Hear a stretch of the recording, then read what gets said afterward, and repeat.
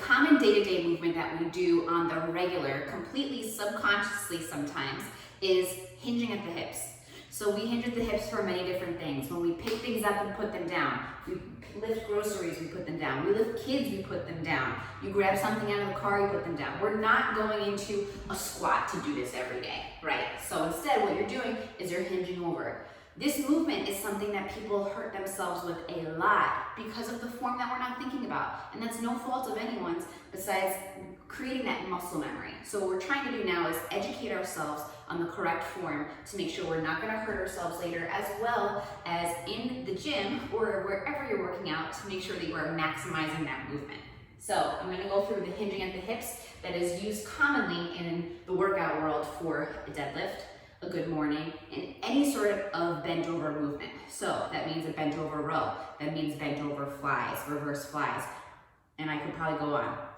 Okay, so I'm gonna go through the main things that we wanna look for here.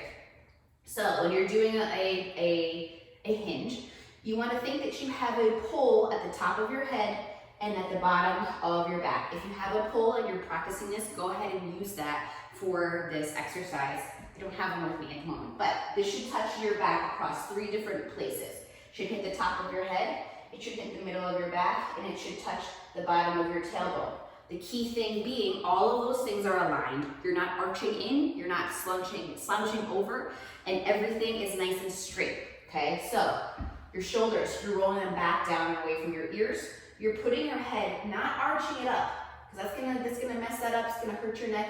You're gonna wanna do the movement of creating a double chin, okay? So, you're pushing your neck back and up, you're putting your shoulders down away from your ears, and that's gonna be the most straight, neutral spine you can create. From here, tucking those hips.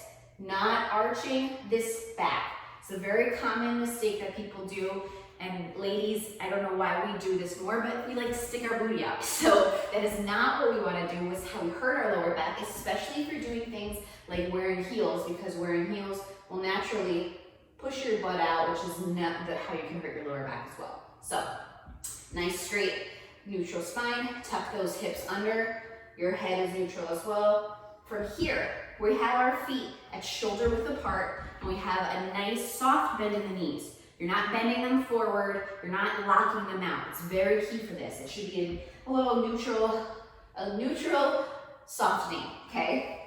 Your toes are pointing forward. And from here, we're gonna hinge at the hips.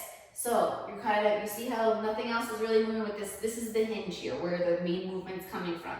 As I hinge back, keeping everything nice and neutral, you'll notice that it's like I'm squeezing a pencil in between my legs here. And that's where you should feel this pull in the back of your hamstrings. I'm gonna keep my hands nice and close to my body. It's another thing, you can hurt yourself if you have your arms out too far as you're doing any of these moves. So keep it nice and close to your body. And this is gonna vary depending on your mobility in your hips as well. So as you start to come down, you may only get to here. That's totally fine as well. If you have more mobility, come down to about knee, mid-calf range, and you'll see that my back is almost flat. Anything farther down than that, you're gonna start to hurt yourself as well. There's no need to go any farther. It doesn't mean that you're more flexible or you're stronger by going farther, because you will already feel that hamstring pull right here. If you wanna make it more difficult, you can pulse right there, and you'll feel that nice squeeze in the hamstrings.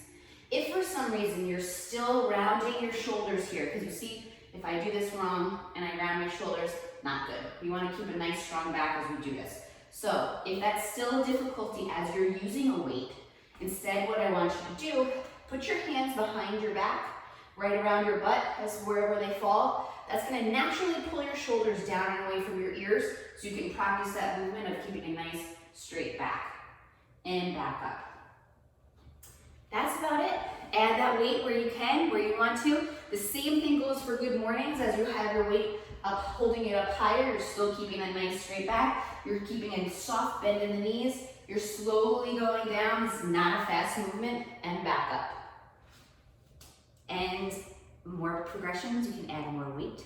More modifications, again, practice doing it without the weight here. The other thing you can do is start to feel where you get to on a wall. So seeing how far back you get, you should be able to push yourself back, put your hands out in front of you, just knowing that you're not going to fall by doing that.